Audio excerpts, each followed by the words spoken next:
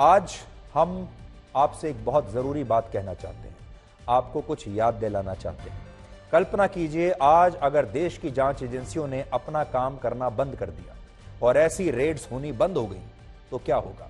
आज अगर हमारे जैसे जो न्यूज एंकर्स हैं, जिन पर लोग कहते हैं कि नफरत फैला रहे हैं, अगर हमने इन्हें एक्सपोज करना, पीएफआई जैसे लोगों को एक्सपोज करना बंद कर दिया तो क्या होगा, वो आपको बताते हैं। तो होगा ये कि इस देश में वही दौर लौट आएगा जब आए दिन हमारे देश में सीरियल बम धमाके हुआ करते थे। हमारे देश के लोगों की याददाश्त बड़ी कमजोर है, वो बहुत जल्दी भूल जाते हैं।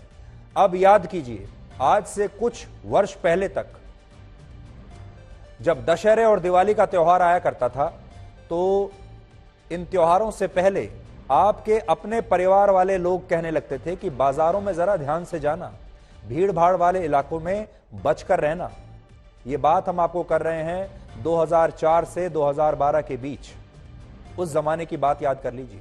वर्ष 2005 में दिल्ली में और इसके बाद 2006 और 2007 में उत्तर प्रदेश में सीरियल बम ब्लास्ट हुए थे। 2008 का मुंबई हमला आपको भी याद होगा, 26/11 का मुंबई हमला। आए दिन इस तरह के बम ब्लास्ट होते थे। आए दिन हमारे देश में आतंकवादी कहीं ना कहीं या तो हत्याएं कर रहे थे, तोड़ फोड़ कर रहे थे, हिंसा कर रहे थे, ये ब्लास्ट कर रहे थे। अब हम इन तस्वीरों को भूल चुके हैं और भूलना भी चाहते हैं, लेकिन आज मजबूरी है कि आपको ये दोबारा तस्वीरें दिखानी पड़ रही हैं, क्योंकि कहने का मतलब यह है कि आज अगर देश की जांच एजेंसियों ने इन आतंकवादियों को रोकने के लिए यह कार्रवाई बंद कर दी तो वो दौर वापस लौट आएगा जब त्योहारों के समय लोग बाजारों में जाने से डरते थे, शॉपिंग मॉल्स में जाने से डरते थे और सीरियल बॉम्ब ब्लास्ट की घटनाएं आए दिन होती रहती थी। आप भी याद कर लीजिए।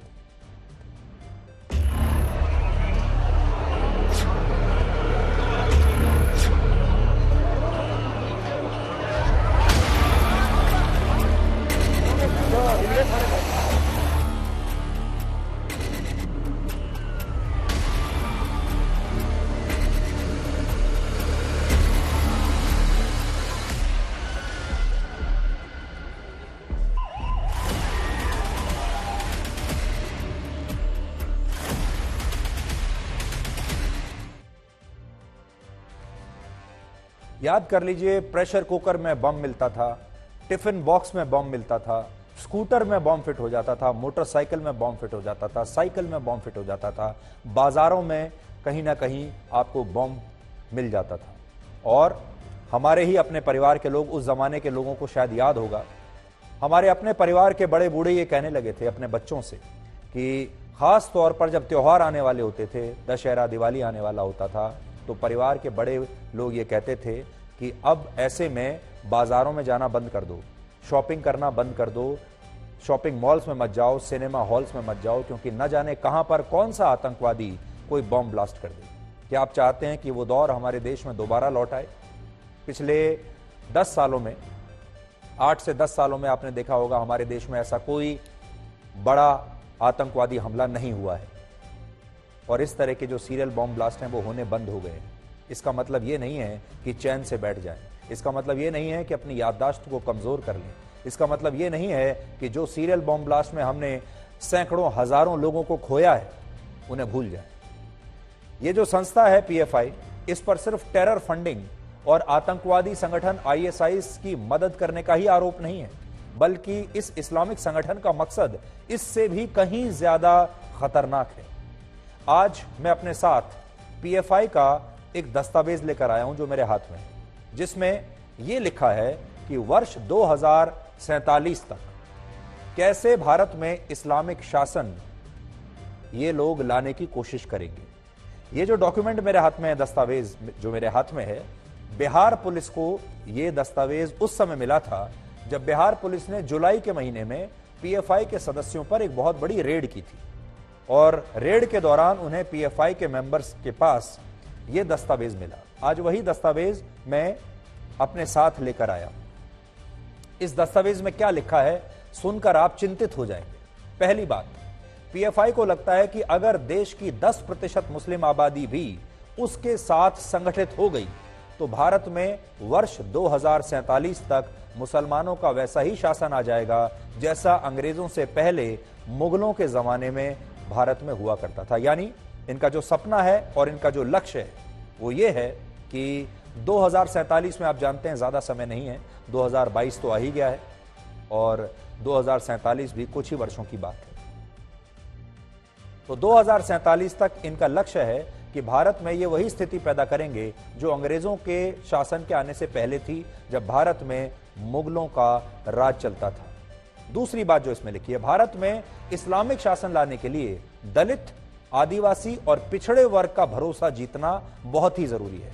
अगर पीएफआई हिंदू वर्ग को बांटकर 50% दलितों को, आदिवासियों को और पिछड़े वर्ग के लोगों को अपने साथ लाने में सफल हो जाता है तो भारत में इस्लामिक शासन लाना मुश्किल काम नहीं होगा, यह भी इसमें लिखा है। तीसरी बात जो इसमें लिखी है, अगर देश में एक बार इस्लामिक सरकार आ गई तो न्यायपालिका से लेकर भारत की सेना में बड़े बड़े पदों पर ऐसे लोगों को स्थापित कर दिया जाएगा जो पीएफआई के अपने लोग होंगे और वो पीएफआई के एजेंडे को ही आगे बढ़ाएंगे। चौथी बात इसमें लिखी है, अगर 2047 तक भारत में इस्लामिक शासन लाना है तो इसके लिए पीएफआई को घर घर पहुंचाना होगा।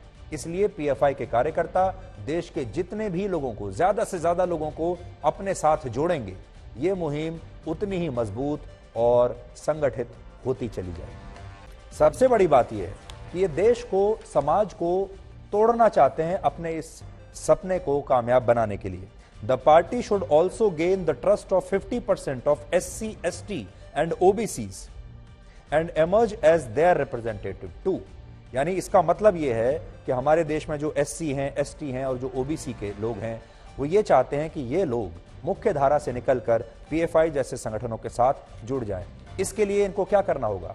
इन लोगों में नाराजगी भरनी होगी, इन लोगों को भड़काना होगा। इस जो पिछड़ा वर्ग है, SC, ST, दलित वर्ग है, इनको यह बताना होगा कि आपके साथ बहुत नाइंसाफी हो रही है। इन्हें इनके अंदर असंतोष की आग पैदा करनी होगी ताकि ये लोग भी देश को तोड़ने की बात करने लगे। और इसीलिए आपने देखा होगा आजकल हमारे देश में न सिर्फ धर्म के नाम पर बल्कि जातियों के नाम पर भी समाज को तोड़ने की कोशिशें हो रही हैं। इसके बाद ये लिखते हैं, we dream a 2047 where the political power has returned to the Muslim community from whom it was unjustly taken away by the British Raj। तो कह रहे हैं कि 2047 तक, यानी आप समझ लीजिए अगले 25 साल कोई बड़ा समय नहीं होता। अगले 25 सालों में ये चाहते हैं कि भारत में अंग्रेजों ने जब मुगलों से शासन छीन लिया था, वो शासन वापस मुसलमानों के हाथ में आ जाए, जो इस्लामिक शासन होगा।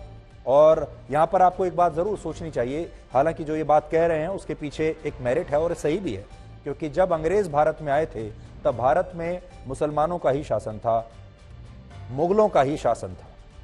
और कल्पना कीजिए कि अगर भारत में अंग्रेज ना आते और अंग्रेजों की सरकार भारत में ना बनती और हम अंग्रेजों के गुलाम ना होते तो क्या होता? तो होता ये कि मुगलों का शासन ही ऐसे चलता रहता और आज शायद भारत एक इस्लामिक देश बन चुका होता।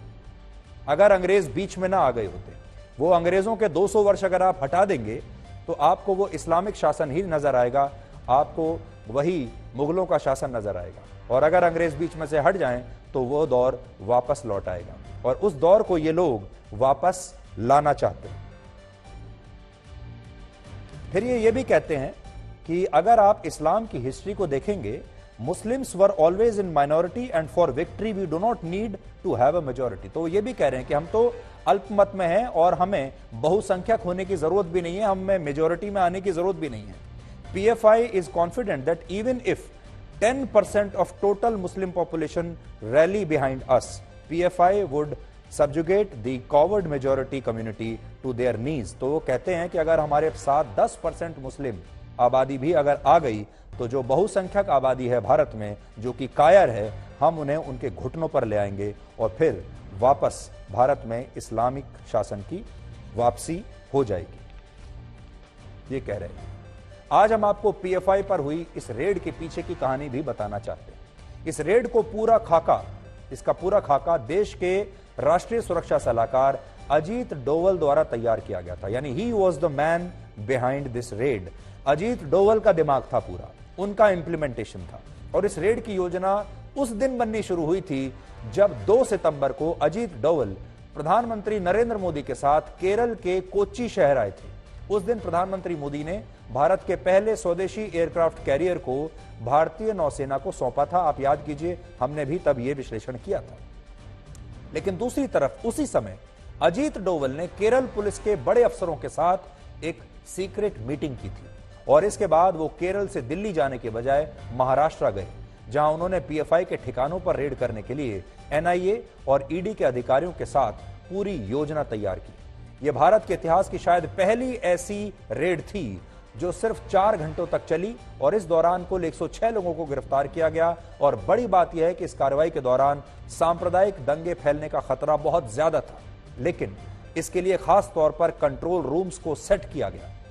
कंट्रोल रूम्स बनाकर यह तय किया गया कि ऐसा कुछ भी होने से पहले ही रोक दिया जाएगा और इसको इतना गुप्त रखा गया कि किसी को कानो कान खबर नहीं हुई कि यह रेड कब होने वाली है।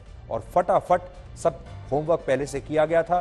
कुछ ही घंटों में रेड की गई और उसके बाद ये सारी गिरफ्तारियां हो गई। जब तक पीएफआई के लोग जागते उससे पहले काम हो चुका था। सोचिए, आज रेड के बाद जब पीएफआई के कार्यकर्ता इतनी हिंसा कर रहे हैं, अगर उन्हें पहले इसकी भनक लग गई होती तो वो पूरे देश को अब तक जला चुके होते।